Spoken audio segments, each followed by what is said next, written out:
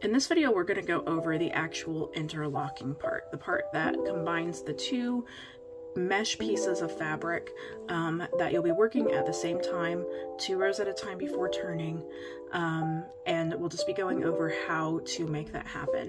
So what, like on a completed piece, that's going to be these first 4 rows. Here's your foundation chains, this is your foundation row 1, and here's your foundation row 2. So we're going to go over what that looks like. This is going to vary from pattern to pattern. In my patterns, I am trying to keep it pretty consistent unless it says otherwise. So I'm going to show you the steps on how to get through your through your foundation rows just with my pattern. But please keep in mind that if you do interlocking crochet from another designer, their instructions may be different. So after your foundation rows, this is what we're shooting for it to look like. The brown is our color A and the gray is our color B. You can kind of, I'm going to zoom in a little bit more. You can kind of see how we have the double crochets. Oh, hang on. It's not wanting, it keeps wanting to focus on my fingers. But you can see how we have the double crochets. Kind of, you can especially see it in color A, and color B, you can kind of see it if we pull back color A, and like literally what we're going to do is we're going to crochet color B into color A. So it sounds a lot harder than it is. I promise it's really, really not. Alright, I switched out the brown yarn because I think it was a little bit too difficult to see very well. But goodness gracious, I'm going to show you how to do your foundation rows. This is pretty simple, pretty straightforward with your first one. So you're going to chain whatever the number of chains is that the pattern calls for your color A. I'm going to zoom out a little bit. Oh, goodness, I keep hitting my tripod. I need to get a tripod specifically for recording videos. So just for an example, I'm going to do 17. So 3, 4, I'm not a knife crocheter, 5, 6, 7, 8, 9, 10, 11, 12, 13, 14, 15, 16, 17. I'm just holding it like this because of how I have my tripod set up. I need to get one specifically that sits on my desk, but this is where we're at. Okay, so we've crocheted 17 chains at this point, and now we're going to go into the 5th chain from the hook. 2 of your chains are actually going to count as a double crochet on the side. And then your 4th chain from hook is going to be count as a chain 1, and the 1st chain from hook will also count as a chain 1. So 1, 2, 3, 4, 5. I like to crochet in the back loop because I think it makes for a cleaner edge. Okay, go ahead and crochet 1. Then I'm going to, sorry, I skipped a step. We're going to chain 1. Is that focused on my yarn? Okay, we're going to chain 1, and then we're going to skip the next chain and do a double crochet.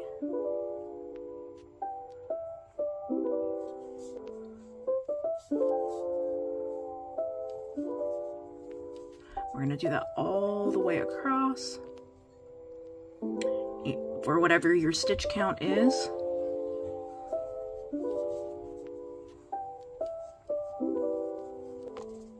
Sorry, I keep knocking that tripod.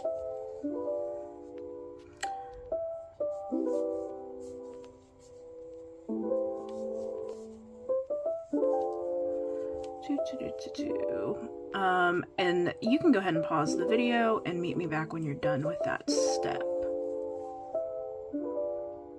Alright, I adjusted my tripod a little bit, so hopefully that makes me not bump it so much.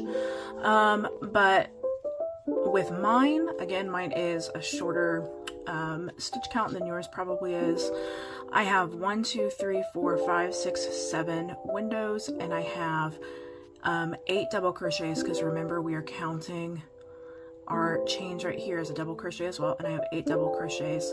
Each one of these will be kind of referred to as a window going forward. So this is the easy step. I forgot to do my chain 4. I like to do chain, like my chains up at the end of the row, just because I think it makes for a cleaner edge later. 1, 2, 3, 4. And I always kind of just pull up the loop a little bit so it doesn't get lost. Some people put a stitch marker on there.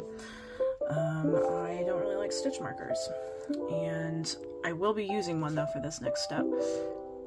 All right, so now I'm going to go ahead and get the gray yarn, and the amount of change you do is going to be 2 less than whatever your first foundation chain and foundation row was.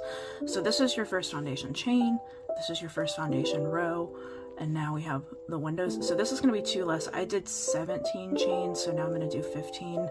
Your pattern probably calls for 55 and then 53. So 1, 2, 3, 4, 5, 6, 7, 8, 9, 10, 11, 12, 13, 14, 15. All right, now we are going to start doing the stuff where it interlocks a little bit. If you are right-handed like me, your foundation row should still be facing the right side.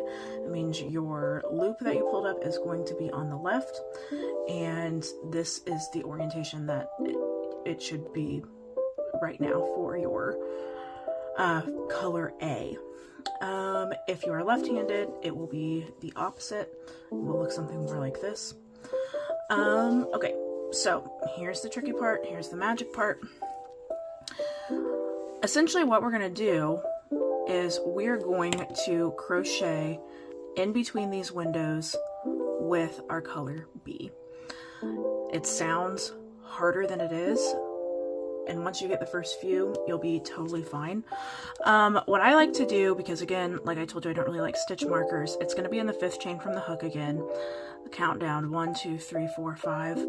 What I like to do, I like to just kind of like pull up on that loop a little bit so I know it's the one that's a little wonky. Some people prefer to place a stitch marker there. I'm not even going to shut it because we're going to take it out in just a second. But that's, you want to like indicate pretty easily somehow where your stitch is. All right, so then what we're going to do, and this is going to be kind of the weird part. I'm going to zoom in a bit. Okay, then what we're going to do is we're going to yarn over, and we're going to hold our second, or our color A. We're going to yarn over, and we are going to go through the back of, not the first window, we're going to skip this one.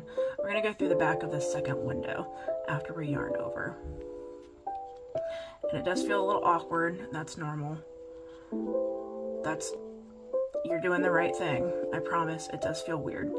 So what it should look like now, you have attached to your chain, you have a yarn over, you have your color A, and you're going to go into the stitch that you indicated, or the 5th chain from your hook. So now, chain, yarn over, color A, 5th chain from hook. I'm going to remove that stitch marker now.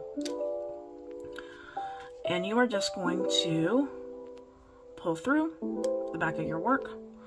And so this is kind of what it looks like. Color A is just hanging off. It's hanging off in the front, but you have the loop that connects to your chain, you have your yarn over, and then you have the chain up, or the chain that you pulled up and through. So then you're just going to work out like a double crochet. Yarn over, sorry, like I said, I don't do a knife hold. I think it's just easier for the camera. Okay, so now we've done a double crochet, and guess what? Your work is interlocked. We're going to follow the same pattern that we did on row 1. We're going to go ahead and do a chain 1, and then we are going to skip a chain down here. Be very careful because it's easy for the chain right next to where you just put a double crochet to kind of pull through the back of the work. But we're going to do the same thing. We're going to yarn over. We're going to go through the next window. So this will be the 3rd window through the back, and we're going to pick up we're going to skip one chain and we're going to pick up the next one. Okay, so I go through the back. We're going to, focus there for me. Okay.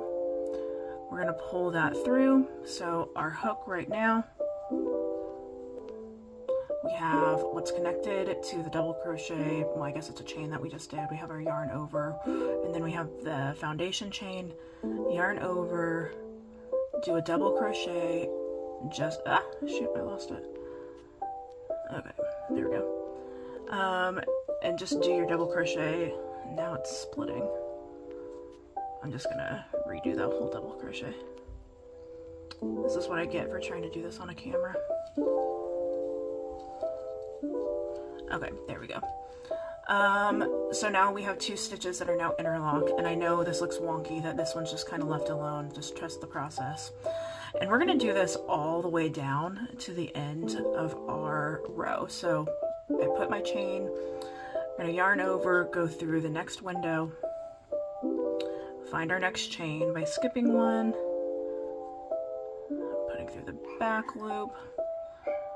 We're just gonna pull that chain, that piece of the chain through,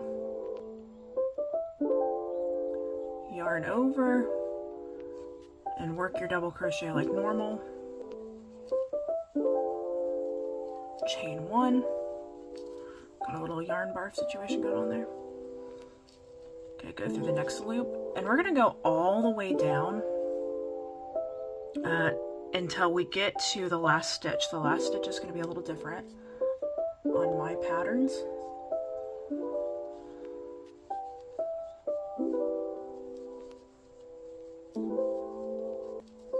Okay, so chain, yarn over, put through the window, get to the appropriate chain.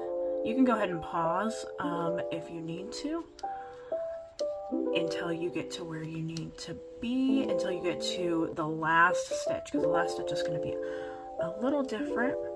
So I'll give you a second to pause.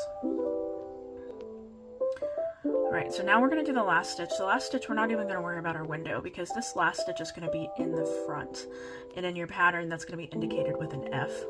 So you're going to yarn over, and you're literally just going to go into, like, you're going to put your hook in the front of your color A, and you're just going to work a double crochet like normal into your last chain.